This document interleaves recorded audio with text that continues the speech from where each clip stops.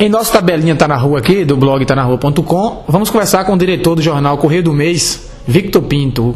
O jornal Correio do Mês, que fez 7 anos já, começou naquela folha xerox, né, xerocada, e avançou, chegou aos moldes do jornal impresso.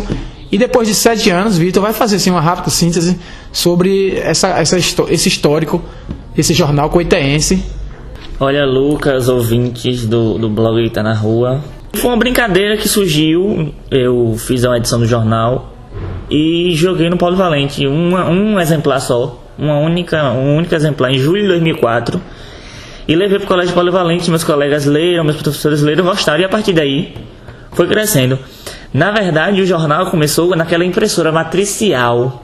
Não sei se você lembra, uma impressora matricial que que antecedeu as impressoras de cartucho. Que ela demorava séculos para imprimir uma folha, aquela do demorava séculos para imprimir uma folha. Eu lembro que imprimiu no trabalho do meu pai, como era poucas edições, então dava para ser impresso lá. Com o passar do tempo, tudo era tirado do meu bolso, o dinheirinho que eu ganhava, eu guardava e xerocava, distribuía. Com o tempo comecei a procurar anunciantes e, graças a Deus, hoje o Correio do Mês cresceu cada vez mais. Se mantém. Já se mantém, tira lucro, capital de giro e paga o funcionário. Ele tinha o formato de A4 e era impresso na folha de jornal, já na gráfica. Inclusive a gráfica de Kleber, que toda a vida rodei o jornal lá. Aí depois, em janeiro de 2007, foi que o jornal ganhou esse formato de hoje, o tabloide. E tá até hoje. Vamos falar do conteúdo do jornal agora com o Victor, da matéria que mais repercutiu nesses 7 anos do Correio do Mês. Olha, foram várias matérias. Lembrando assim, eu lembro que uma que repercutiu legal, que o nome do jornal passou a ser conhecida, foi em dezembro de 2007, quando eu fiz uma entrevista com Tom, com o ex-prefeito Tom. Eu procurei ele também me procurou, está interessado na entrevista, e ele fez duras críticas a algumas. Ele confessou que não estava preparado para assumir a prefeitura naquela época, que foi uma coisa imposta. Então teve uma repercussão muito grande essa matéria. Outra também que, de certa parte, deu uma repercussão foi quando eu fiz uma entrevista com o pessoal do Polivalente sobre a questão dessa fábrica de biscoito que tem do lado do Polivalente até hoje. Então tinha um problema de saúde pública, porque a fumaça ia todinho pro Polivalente. E eu lembro que a reportagem que eu fiz entrou no processo. Foi como prova de processo, ajudou no processo. E também outra recente, que acabou também, inclusive tentaram recolher meu jornal da rua, foi a entrevista da doutora Eslane, falando como era a situação da sua administração no Hospital Novo. Que o Hospital Novo foi fechado. Eu fiz uma matéria na edição 77. Quando foi agora na edição 78, eu quis mostrar agora o lado dela, porque o nome dela estava sendo usado sem ela trabalhar no jornal, ou sem ela trabalhar no hospital.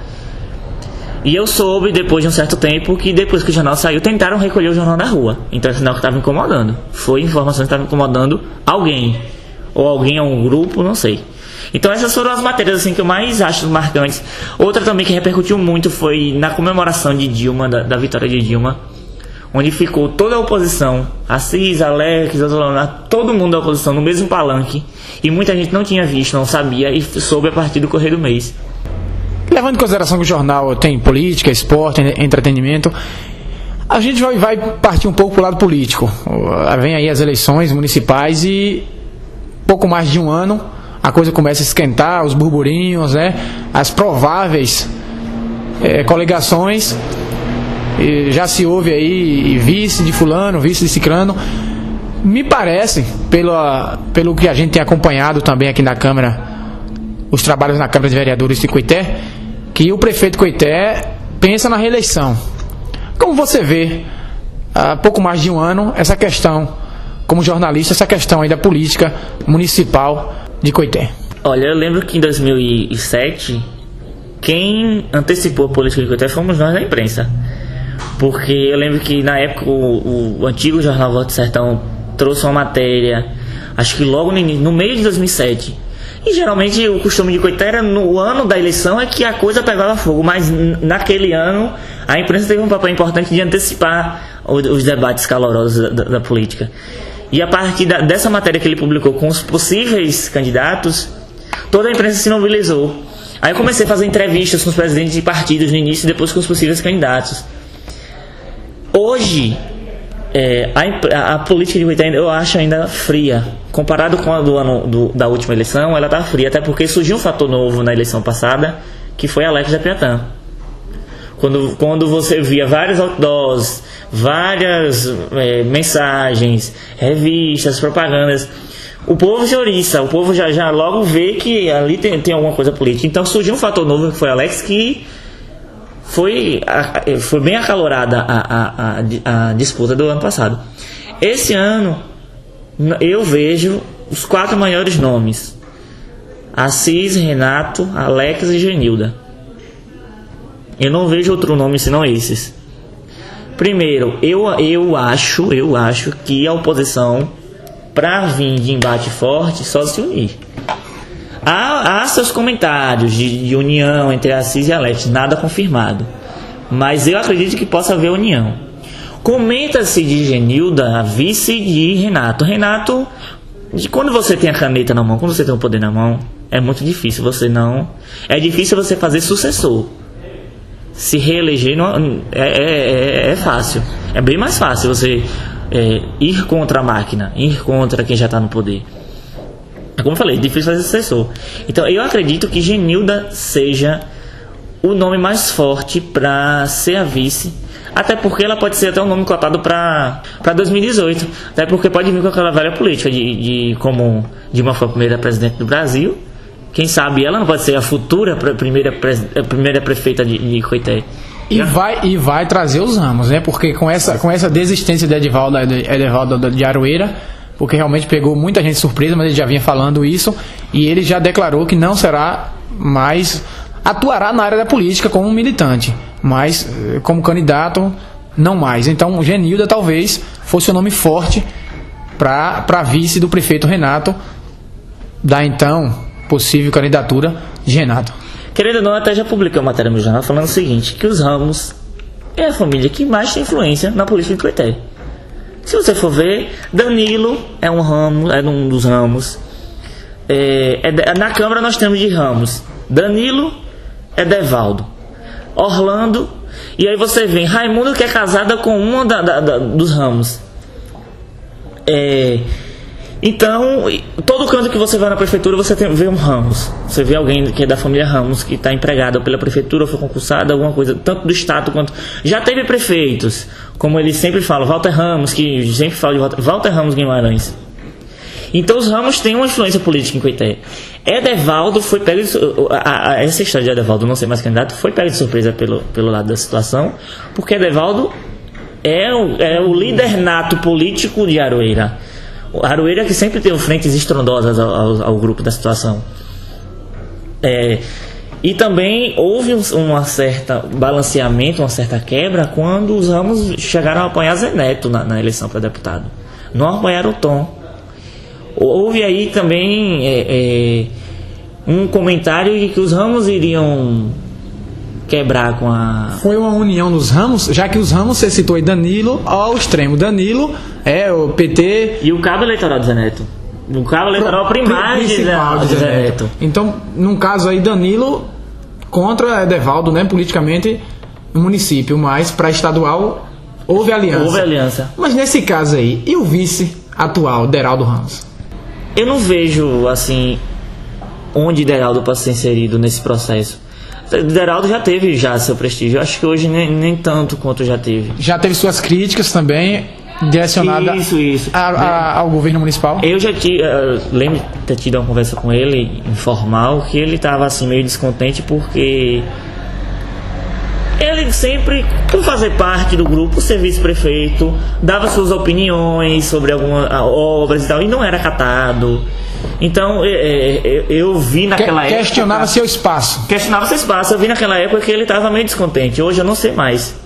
Genilda, o fator de Genilda, eu entendo que Genilda tem 2 fatores principais, que é os Ramos, a família Ramos e Everton Rio de Araújo. Vertinho se afastou eu achei até estranheza Vertinho hoje aqui assistindo a sessão da Câmara.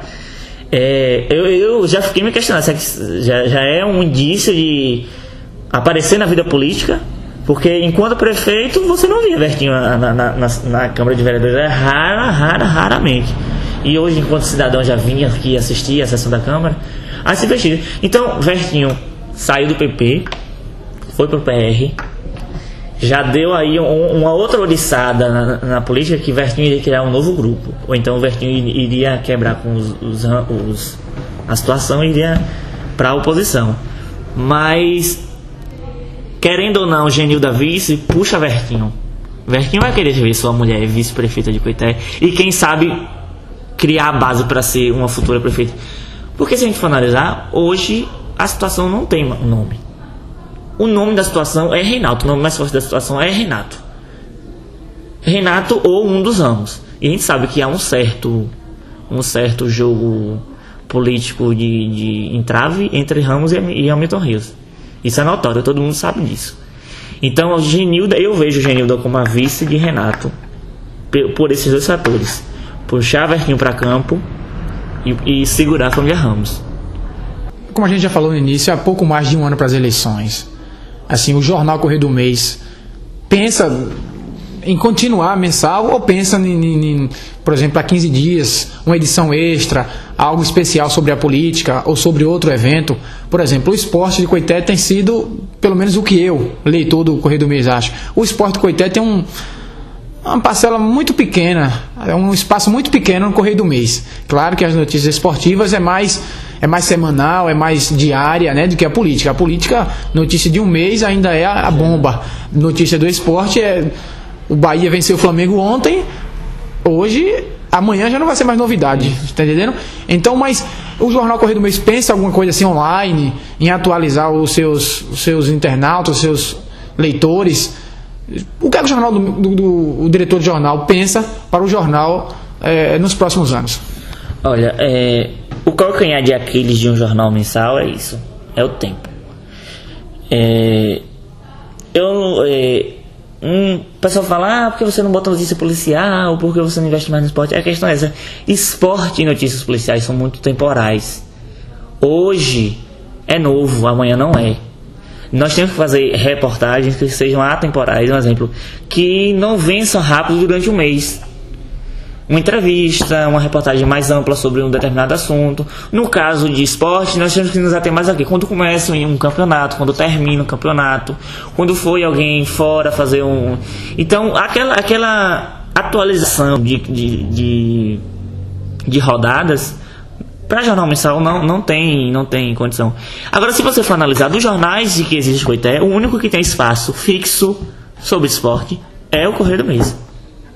É o único que tem lá seu espaço fixo todo mês que fala sobre o esporte de Coité. Porque o esporte também não se resume só em intermunicipal. Nós temos vários hoje, como Goiabeira também promoveu, inclusive já está com o texto pronto, o texto da final da Taça Vila Carneiro, que aconteceu agora. Sobre a questão das eleições, eu quero continuar esse mesmo processo de entrevistas, porque surtiu efeito na passada. E vamos ver agora o que os possíveis pré-candidatos, os pré-candidatos têm a dizer. Mas eu vou deixar para fazer isso mais próximo de 2012, para não deixar a coisa, o fogo apagar rápido.